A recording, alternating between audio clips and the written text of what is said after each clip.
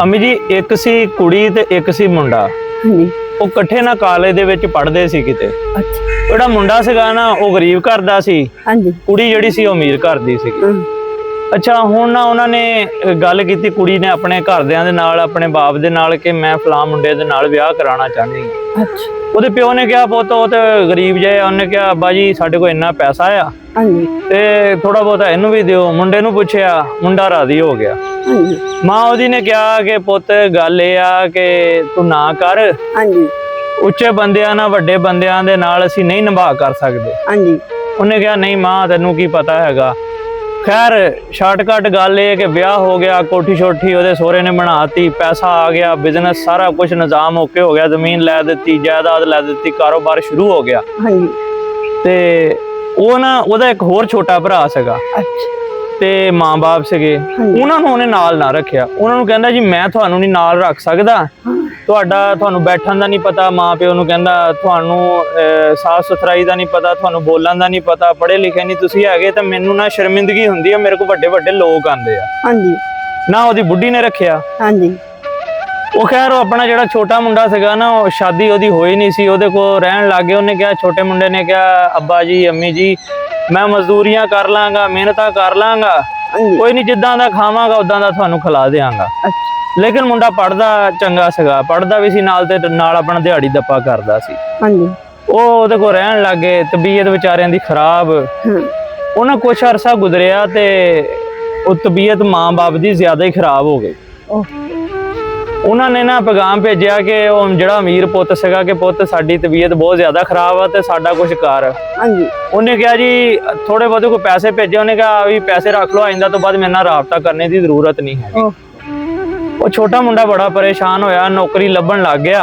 ਉਹਨੇ ਕਿਹਾ ਚਲੋ ਕੋਈ ਨੌਕਰੀ ਲੱਭੇ ਤਾਂ ਕੋਈ ਆਪਣੇ ਮਾਂ-ਬਾਪ ਦਾ ਕੋਈ ਇਲਾਜ ਕਰਵਾਵਾਂ, ਕੋਈ ਸਿਸਟਮ ਕਰਾਂ। ਮਾਂ-ਬਾਪ ਇੰਨੇ ਕੁ ਬਿਮਾਰ ਹੋ ਗਏ, ਦੋਨੇ ਮਾਂ-ਬਾਪ ਮੰਜੇ ਤੇ ਉਹਨਾਂ ਨੂੰ ਪਿਸ਼ਾਬ ਕਰਵਾਉਣਾ। ਹਾਂਜੀ, ਬਹੁਤੇ ਲਾਚਾਰ ਹੋ ਗਏ।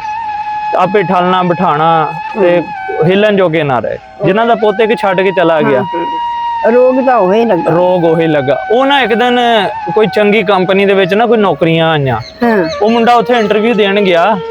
ਜਦੋਂ ਇੰਟਰਵਿਊ ਦੇਣ ਗਿਆ ਤੇ ਕਾਫੀ ਲੰਬੀ ਲਾਈਨ ਲੱਗੀ ਹੋਈ। ਜਦੋਂ ਉਹਦੀ ਵਾਰੀ ਆਈ ਨਾ, ਉਹਨਾਂ ਦੀ ਆਵਾਜ਼ ਲੱਗੀ ਆ ਤੇ ਫਾਈਲਾਂ ਉਹਨੇ ਹਲੇ ਜਮ੍ਹਾਂ ਕਰਵਾਈਆਂ, ਦਿਖਾਈਆਂ।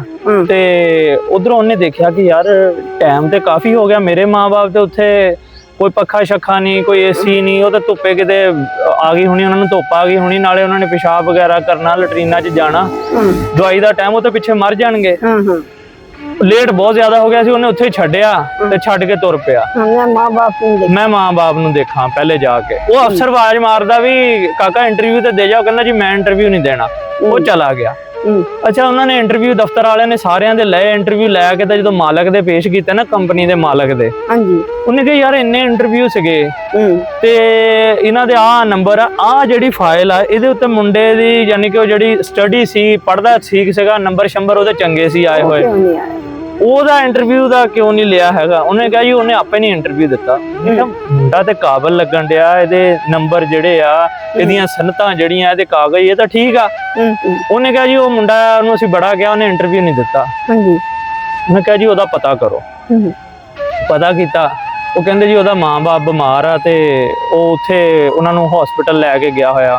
ਉਹਨੇ ਮਾਲਕ ਨੇ ਕਿਹਾ ਅੱਛਾ ਜਦੋਂ ਉਹ ਨਾ ਵਾਪਸ ਆਵੇ ਤਾਂ ਉਹਨੂੰ ਬੁਲਾ ਕੇ ਲੈ ਕੇ ਆ। ਵਾਪਸ ਆਇਆ, ਦਵਾਈ ਸ਼ਵਾਈ ਦਿੱਤੀ, ਸਾਰਾ ਕੁਝ ਥੋੜਾ ਜਿਹਾ ਨਾਰਮਲ ਹੋਇਆ। ਉਹਨਾਂ ਨੇ ਕਿਹਾ ਜੀ ਬੁਲਾਇਆ ਸੀ ਤੁਹਾਨੂੰ। ਉਹਨੇ ਕਿਹਾ ਮੈਂ ਆਵਾਂਗਾ। ਚਲਾ ਗਿਆ। ਮਾਲਕ ਨੂੰ ਕਹਿੰਦੇ, ਮਾਲਕ ਨਾਲ ਜਾ ਕੇ ਮਿਲਿਆ। ਮਾਲਕ ਕਹਿੰਦਾ, ਜਿਹੜਾ ਕੰਪਨੀ ਦਾ ਓਨਰ ਸੀਗਾ, ਕਹਿੰਦਾ ਪੁੱਤਰ ਤੂੰ ਏਦਾਂ ਕਰਕੇ ਛੱਡ ਕੇ ਚਲਾ ਗਿਆ। ਉਹਨੇ ਕਿਹਾ ਜੀ ਮੈਨੂੰ ਮਾਂ-ਬਾਪ ਸਭ ਤੋਂ ਪਹਿਲੇ ਜ਼ਰੂਰੀ ਆ, ਨੌਕਰੀਆਂ, ਪੈਸਾ, ਦੌਲਤ ਇਹ ਬਾਅਦ ਦੇ ਵਿੱਚ, ਇਹੀ ਮੇਰੀ ਦੌਲਤ ਆ। ਉਹ ਕੰਪਨੀ ਦੇ ਮਾਲਕ ਨੂੰ ਨਾ ਗੱਲ ਬੜੀ ਚੰਗੀ ਲੱਗੀ। ਉਹ ਕਹਿੰਦਾ ਲੈ ਪੁੱਤਰ ਮੈਂ ਤੈਨੂੰ ਨੌਕਰੀ ਦਿੱਤੀ ਤੇ ਇੰਨੇ ਤੋਂ ਇੰਨੇ ਵਜੇ ਤੱਕ ਤੂੰ ਡਿਊਟੀ ਕਰਨੀ ਆ। ਉਹਨੇ ਕਿਹਾ ਸਰ ਗੱਲ ਇਹ ਆ ਕਿ ਮੈਂ ਇੰਨੇ ਤੋਂ ਇੰਨੇ ਡਿਊਟੀ ਤੇ ਕਰਾਂਗਾ, ਲੇਕਿਨ ਮੈਂ ਐਡੀ ਲੰਬੀ ਡਿਊਟੀ ਨਹੀਂ ਕਰ ਸਕਦਾ, ਮੈਂ ਇੰਨੇ ਤੋਂ ਇੰਨੇ ਵਜੇ ਤੱਕ ਡਿਊਟੀ ਕਰਾਂਗਾ। ਮਿਸਾਲ ਦੇ ਤੌਰ ਤੇ ਉਹਨੇ ਕਿਹਾ ਰਾਤ 8 ਵਜੇ ਤੱਕ, ਤੇ ਉਹਨੇ ਕਿਹਾ ਮੈਂ ਦਿਨ 3 ਵਜੇ ਤੱਕ ਕਰਾਂਗਾ। ਤੇ ਉਹਨੇ ਕਿਹਾ ਯਾਰ ਨਹੀਂ ਇਹ ਤਾਂ ਨਹੀਂ। ਉਹਨੇ ਕਿਹਾ ਨਹੀਂ ਸਰਕਾਰ ਫਿਰ ਮੈਂ ਨੌਕਰੀ ਨਹੀਂ ਕਰਨੀ ਹੈਗੀ। ਉਹਨੇ ਕਿਹਾ ਇਹ ਕੀ ਵਜ੍ਹਾ? ਉਹਨੇ ਕਿਹਾ ਤੁਹਾਨੂੰ ਪਤਾ ਅੱਗੇ ਵੀ ਮੈਂ ਇੰਟਰਵਿਊ ਇਸੇ ਵਾਸਤੇ ਛੱਡ ਕੇ ਚਲਾ ਗਿਆ, ਮੇਰੇ ਮਾਂ-ਬਾਪ ਮੇਰੇ ਵਾਸਤੇ ਸਾਰਾ ਕੁਝ ਆ। ਉਹਨੇ ਕਿਹਾ ਯਾਰ ਜਿਹੜਾ ਇੰਨਾ ਮਾਂ-ਬਾਪ ਦਾ ਅਦਬ ਕਰਦਾ, ਬੰਦੇ ਸਮਝਣ ਵਾਲੇ ਸੀ ਕਿ ਪੈਸਾ ਐਵੇਂ ਤਾਂ ਨਹੀਂ ਨਾ ਕਮਾਇਆ ਜਾਂਦਾ, ਉਹ ਬੰਦੇ ਸ਼ਕਲਾਂ ਤੋਂ ਪਹਿਚਾਣ ਜਾਂਦੇ ਆ। ਉਹਨੇ ਕਿਹਾ ਪੁੱਤਰ ਆ ਜਾ। ਹਾਂਜੀ ਨੌਕਰੀ ਤੇ ਰੱਖ ਲਿਆ ਉਹਨੇ, ਆਪਣਾ ਕੰਮ ਟਾਈਮੋਂ ਟਾਈਮ ਨਿਬੇੜਨਾ, ਜੋ ਬਿਜ਼ਨਸ ਦੇ ਬਾਰੇ ਚ ਜੋ ਵੀ ਚੀਜ਼ਾਂ ਡੀਲ ਸ਼ੀਲ ਕਰਨੀ ਆ, ਆਪਣੇ ਜੋ ਵੀ ਲੈਣ ਦੇਣ, ਜੋ ਵੀ ਹਿਸਾਬ ਕਿਤਾਬ, ਉਹ ਆਪਣਾ ਕੰਮ ਕੰਪਲੀਟ ਕਰਨਾ। ਉਹ ਬਿਜ਼ਨਸ ਉਹਦਾ ਉੱਪਰ ਜਾਣ ਲੱਗ ਗਿਆ, ਕਾਰੋਬਾਰ ਉਹਦਾ ਚੜ ਗਿਆ। ਵਾਹ ਉਸ ਮੁੰਡੇ ਦੀ ਵਜ੍ਹਾ ਤੋਂ ਉਹਨੇ ਉਹਨੂੰ ਤਰੱਕੀ ਦਿੱਤੀ, ਉਹ ਕਾਰੋਬਾਰ ਹੋਰ ਚੜ ਗਿਆ। ਵਾਹ ਉਹ ਕਰਦਿਆਂ ਕਰਾਂਦਿਆਂ ਜੀ, ਉਹ ਪਹਿਲੇ ਇੱਕ ਸ਼ਹਿਰ 'ਚ ਉਹਦਾ ਬਿਜ਼ਨਸ ਸੀ, ਫਿਰ 2 'ਚ, ਫਿਰ 4 'ਚ, ਫਿਰ ਪੂਰੇ ਪਾਕਿਸਤਾਨ 'ਚ, ਮਿਸਾਲ ਦੇ ਤੌਰ ਤੇ ਜਿਹੜਾ ਵੀ ਉਹ ਮੁਲਕ ਸੀ, ਉਹ ਕਰਦੇ ਕਰਦੇ ਦੁਨੀਆ 'ਚ ਕਾਰੋਬਾਰ ਫੈਲ ਗਿਆ। ਵਾਹ ਉਹਨੇ ਨਾ ਸੋਚਿਆ ਕਿ ਯਾਰ ਇੰਨਾ ਇਹ ਮੁੰਡਾ ਅੱਛਾ ਆ। ਹਾਂਜੀ ਤੇ ਉਹ ਅਫਸਰ ਦੀ ਨਾ, ਜਿਹੜਾ ਸੀਗਾ ਉਹ ਮਾਲਕ ਕੰਪਨੀ ਦਾ, ਉਹਦੀ ਇੱਕੋ ਇੱਕ ਧੀ ਸੀ। ਉਹ ਕਹਿੰਦਾ ਕਿ ਪੁੱਤਰ ਗੱਲ ਇਦਾਂ ਆ ਕਿ ਮੈਂ ਨਾ ਚਾਹੁੰਦਾ ਆ ਕਿ ਮੈਂ ਆਪਣੀ ਧੀ ਦਾ ਤੇਰੇ ਨਾਲ ਵਿਆਹ ਕਰਦਾ।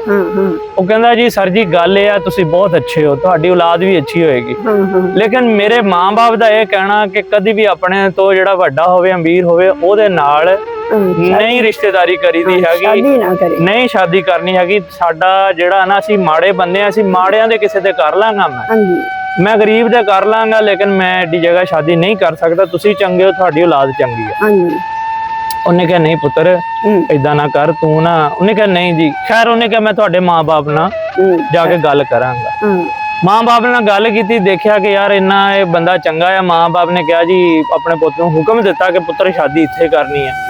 ਉਹਨੇ ਕਿਹਾ ਮਾਂ ਜੀ, ਅੱਬਾ ਜੀ, ਸਰ ਜੀ, ਉਹਨੂੰ ਕਹਿੰਦੇ ਕਿ ਮੈਂ ਸ਼ਾਦੀ ਕਰਾਂਗਾ, ਲੇਕਿਨ ਮੇਰੀ ਇੱਕ ਸ਼ਰਤ ਹੋਏਗੀ। ਉਹਨੇ ਕਿਹਾ ਉਹ ਕੀ? ਉਹਨੇ ਕਿ ਜਿੱਦਾਂ ਦੇ ਗੁਜ਼ਾਰੇ ਦੇ ਵਿੱਚ ਘਰ ਦੇ ਵਿੱਚ ਅਸੀਂ ਰਹਿੰਦੇ, ਇਦਾਂ ਦੇ ਵਿੱਚ ਉਹਨੂੰ ਰਹਿਣਾ ਪੈਣਾ ਆ। ਉਹਨੇ ਆਪਣੀ ਕੁੜੀ ਨੂੰ ਪੁੱਛਿਆ, ਉਹਨੇ ਕਿਹਾ ਅੱਬਾ ਜੀ ਅਗਰ ਇੰਨਾ ਅੱਛਾ ਮੁੰਡਾ ਆ ਤੇ ਚਲੋ ਠੀਕ ਆ। ਸ਼ਾਦੀ ਹੋ ਗਈ। ਸ਼ਾਦੀ ਹੋ ਗਈ ਤਾਂ ਉਹ ਆਪਣੀ ਧੀ ਨੂੰ ਕੋਈ ਦੇਣ ਲੱਗਾ ਚੀਜ਼ਾਂ ਚੂਜ਼ਾਂ, ਪੈਸੇ। ਉਹਨੇ ਕਿਹਾ ਅੱਬਾ ਜੀ ਗੱਲ ਇਹ ਆ, ਤੁਸੀਂ ਮੇਰੇ ਸਰ ਵੀ ਹੋ, ਮੇਰੇ ਮਾਲਕ ਵੀ ਹੋ, ਮੇਰੇ ਬੌਸ ਵੀ ਹੋ, ਮੇਰੇ ਹੁਣ ਸੁਸਰ ਵੀ ਹੋ, ਅੱਬਾ ਜੀ ਵੀ ਹੋ। ਮੈਂ ਗੱਲ ਇਹ ਸ਼ਰਤ ਨਾਲ ਸ਼ਾਦੀ ਕੀਤੀ ਸੀ, ਮੈਂ ਤੁਹਾਡੇ ਕੋਲ ਕੁਛ ਨਹੀਂ ਲੈਣਾ ਹੈਗਾ, ਮੈਨੂੰ ਅੱਲਾਹ ਤਾਲਾ ਦੇਈ ਜਾਂਦਾ, ਮੈਂ ਆਪਣੀ ਇੱਜ਼ਤ ਦਾ ਕਮਾ ਕੇ ਖਾਈ ਜਾਂਦਾ। ਉਹਨੇ ਕਿਹਾ ਫਲਾਂ ਮਤਲਬ ਕੋਈ ਕੰਪਨੀ ਹੋਰ ਖੋਲ ਲੈ ਜਾਂ ਪਰਸੈਂਟੇਜ ਲੈ ਲੈ ਜਾਂ ਉਹ ਫਲਾਨਾ ਏਰੀਆ ਸੰਭਾਲ ਲੈ। ਉਹਨੇ ਕਿਹਾ ਨਹੀਂ ਜੀ, ਮੈਂ ਤੁਹਾਡਾ ਮੁਲਾਜ਼ਮ ਬਣ ਕੇ ਕੰਮ ਕਰਾਂ। ਕੁਛ ਅਰਸਾ ਗੁਜ਼ਰਿਆ, ਕੋਈ ਸਾਲ 2 ਸਾਲ 4 ਸਾਲ, ਤੇ ਉਹ ਨਾ ਮਾਲਕ ਫੌਤ ਹੋ ਗਿਆ। ਉਹ ਜਿਹੜਾ ਕੰਪਨੀ ਦਾ ਮਾਲਕ ਸੀਗਾ ਉਹ ਫੌਤ ਹੋ ਗਿਆ, ਤੇ ਵਕੀਲ ਆਏ ਉਸ ਮੁੰਡੇ ਦੇ ਕੋਲ ਆ ਕੇ, ਕਹਿੰਦੇ ਵੀ ਤੇਰਾ ਜਿਹੜਾ ਸੁਸਰ ਫੌਤ ਹੋਇਆ ਸੀ ਨਾ, ਉਹਨੇ ਆਪਣੀ ਸਾਰੀ ਜਾਇਦਾਦ ਨਾ ਤੇਰੇ ਨਾਮ ਕਰ ਦਿੱਤੀ ਹੋਈ ਆ। ਚਲੋ ਉਹ ਹੈਰਾਨ ਰਹਿ ਗਿਆ। ਉਹਨੇ ਕਿਹਾ ਮੇਰੇ ਨਾਮ ਕਿਉਂ ਕੀਤੀ ਆ? ਉਹਨੇ ਕਿਹਾ ਇਹ ਕਰਨੀ ਸੀ ਆਪਣੀ ਧੀ ਦੇ ਨਾਮ ਕਰਦੇ, ਜਾਂ ਮੈਨੂੰ ਇਸ ਜਾਇਦਾਦ ਦੀ ਨਹੀਂ ਜ਼ਰੂਰਤ? ਉਹਨੇ ਕਿਹਾ ਨਹੀਂ ਜੀ। ਉਹ ਧੀ ਵੀ ਚੰਗੀ ਸੀ, ਉਹਨੇ ਵੀ ਗੱਲ ਨਹੀਂ ਕੀਤੀ। ਉਹਨੇ ਕਿਹਾ ਮੇਰੇ ਅੱਬਾ ਜੀ ਜਾਂਦੇ ਹੋਏ ਇਹ ਵਸੀਅਤ ਕਰਕੇ ਗਏ ਸੀ ਕਿ ਇਹ ਮੇਰਾ ਪੋਤਾ, ਹੁਣ ਪੁੱਤ ਜੰਮੇ ਹੀ ਨਹੀਂ ਹੁੰਦੇ ਹੈਗੇ, ਪੁੱਤ ਬਣਾਏ ਵੀ ਜਾਂਦੇ ਆ, ਧੀਆਂ ਦੇ ਕੇ ਪੁੱਤ ਬਣਾਏ ਜਾਂਦੇ ਆ, ਤੇ ਇਹ ਤਾਂ ਹੁਣ ਤੇਰਾ ਹੀ ਆ, ਮੇਰਾ ਹੋਇਆ ਜਾਂ ਤੇਰਾ ਹੋਇਆ, ਮੈਂ ਕਿਹੜਾ ਕਿਤੇ ਚੱਲੀ ਆ ਜਾਂ ਤੂੰ ਕਿਤੇ ਮੈਨੂੰ ਛੱਡ ਕੇ ਚੱਲਾ ਆ, ਤੇ ਇਹ ਤੇਰਾ ਹੀ ਆ, ਤੂੰ ਸੰਭਾਲ। ਉਹ ਖੈਰ ਮਜਬੂਰੀ ਸੀਗੀ, ਹੋਰ ਕੋਈ ਹੈ ਨਹੀਂ ਸੀ, ਸੰਭਾਲ ਲਿਆ। ਕੁਛ ਅਰਸਾ ਵਕਤ ਗੁਜ਼ਰਿਆ ਨਾ, ਤੇ ਉਹ ਜਿਹੜਾ ਪਹਿਲਾ ਪੁੱਤ ਸੀ, ਜਿਹਨੇ ਆਪ ਅਮੀਰ ਘਰ ਸ਼ਾਦੀ ਕਰਵਾਈ ਸੀ, ਜਿਹਨੇ ਮਾਂ-ਬਾਪ ਨੂੰ ਰੱਖਿਆ ਨਹੀਂ ਸੀਗਾ, ਉਹਦੇ ਨਾਲ ਔਲਾਦ ਸੀਗੀ ਜਿੱਦਾਂ ਦੀ ਆਪ ਪਿਓ ਨਾਲ ਮਾਂ ਨਾਲ ਬਦਤਮੀਜ਼ੀ ਕਰਨੀ, ਮਾਂ-ਬਾਪ ਨੂੰ ਰੱਖਿਆ ਨਹੀਂ, ਏਦਾਂ ਹੀ ਉਹਦੀ ਔਲਾਦ ਵਿਗੜ ਗਈ। ਉਹਨਾਂ ਨੇ ਸਾਰਾ ਕੁਝ ਉਜਾੜ ਕੇ ਰੱਖ ਦਿੱਤਾ। ਹੁਣ ਨਾ ਉਹਦੀ ਔਲਾਦ ਥੋੜੀ ਜਿਹੀ ਜਵਾਨ ਹੋਈ, ਕੋਈ ਕਾਰੋਬਾਰ ਲੱਭਦੇ ਫਿਰਨ। ਉਹ ਕਹੇ ਮੈਂ ਪੁੱਤ ਕੁਛ ਤੁਹਾਡੀ ਮਦਦ ਕਰਾਂ, ਅੱਬਾ ਬਹਿ ਜਾ ਆਰਾਮ ਨਾਲ, ਤੂੰ ਸਾਡੇ ਵਾਸਤੇ ਅਜ਼ਾਬ ਬਣਿਆ, ਲੜ ਲੁੜ ਕੇ ਭਿੜ ਕੇ। ਤਾਂ ਉਹ ਕਿਤੇ ਨੌਕਰੀ ਲੱਭਦੇ ਲੱਭਦੇ ਉਹਦੇ ਕੋਲ ਆ ਗਿਆ, ਉਸੇ ਕੰਪਨੀ ਦੇ ਮਾਲਕ ਕੋ, ਜਿਹੜਾ ਉਹਨਾਂ ਦਾ ਚਾਚਾ ਲੱਗਦਾ ਸੀ। ਉਹ ਕਹਿੰਦੇ ਜੀ ਏਦਾਂ ਕਰਕੇ ਨੌਕਰੀ ਚਾਹੀਦੀ ਆ। ਉਹਨੇ ਕਿਹਾ ਅੱਛਾ, ਦੇਖੇ ਉਹਨਾਂ ਦੇ ਕਾਗਜ਼ ਵਗੈਰਾ, ਜਦੋਂ ਦੇਖੇ ਤਾਂ ਨਾਮ ਪੜ੍ਹੇ ਤੇ ਮੇਰੇ ਭਰਾ ਦੇ ਪੁੱਤਰ ਆ। ਉਹਨੇ ਕਿਹਾ ਪੁੱਤਰ ਏਦਾਂ ਆ ਕਿ ਤੁਹਾਨੂੰ ਨੌਕਰੀ ਮਿਲ ਜਾਏਗੀ, ਲੇਕਿਨ ਤੁਸੀਂ ਇੱਕ ਕੰਮ ਕਰਨਾ ਆ। ਉਹਨੇ ਕਿਹਾ ਸਰ ਜੀ ਦੱਸੋ ਕੰਮ ਕੀ ਆ? ਉਹਨੇ ਕਿਹਾ ਤੁਸੀਂ ਨਾ ਆਪਣੇ ਵਾਲਦ ਨੂੰ ਨਾਲ ਲੈ ਕੇ ਆਣਾ ਆ ਮੇਰੇ ਕੋਲ, ਠੀਕ ਹੈ? ਤੇ ਤੁਸੀਂ ਆਪਣੇ ਵਾਲਦ ਨੂੰ ਮੇਰੇ ਕੋਲ ਲੈ ਕੇ ਆਵੋ, ਔਰ ਮੈਂ ਦੇਖਣਾ ਚਾਹੁੰਦਾ ਆ ਕਿ ਤੁਸੀਂ ਆਪਣੇ ਵਾਲਦ ਦੀ ਕਿੰਨੀ ਕੁ ਖਿਦਮਤ ਕਰਦੇ ਆ। ਮੈਂ ਉਸ ਬੰਦੇ ਨੂੰ ਨੌਕਰੀ ਦਿੰਨਾ ਆ ਜਿਹੜਾ ਆਪਣੇ ਮਾਂ-ਬਾਪ ਦੀ ਇੱਜ਼ਤ ਕਰਦਾ ਹੈ, ਉਹਦਾ ਮਾਂ-ਬਾਪ ਉਹਦੇ ਕੋਲ ਰਾਜ਼ੀ ਆ। ਮੈਂ ਸਿਰਫ ਇਹ ਦੇਖਣਾ ਚਾਹੁੰਦਾ ਕਿ ਤੁਹਾਡਾ ਮਾਂ-ਬਾਪ ਤੁਹਾਡੇ ਕੋਲ ਰਾਜ਼ੀ ਆ। ਉਹਨੇ ਕਿਹਾ ਠੀਕ ਹੈ ਸਰ ਜੀ, ਸੁਬਹ ਲੈ ਆਵਾਂਗੇ।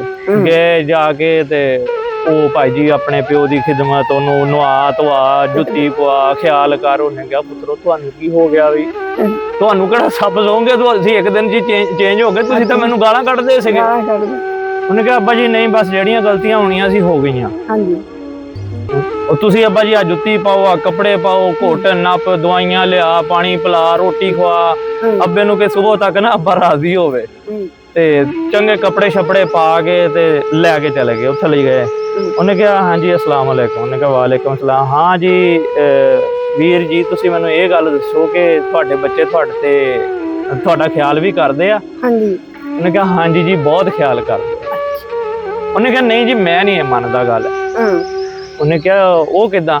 ਉਹਨੇ ਕਿਹਾ ਵੀਰ ਜੀ ਗੱਲ ਇਹ ਆ ਕਿ ਜਿਹੜਾ ਆਪਣੇ ਮਾਂ-ਬਾਪ ਦੀ ਖਿਦਮਤ ਨਹੀਂ ਕਰਦਾ ਉਹਦੇ ਬੱਚੇ ਉਹਦੀ ਕਿੱਦਾਂ ਖਿਦਮਤ ਕਰ ਸਕਦੇ, ਮੈਨੂੰ ਇਹ ਯਕੀਨ ਨਹੀਂ ਆਉਂਦਾ ਹੈਗਾ।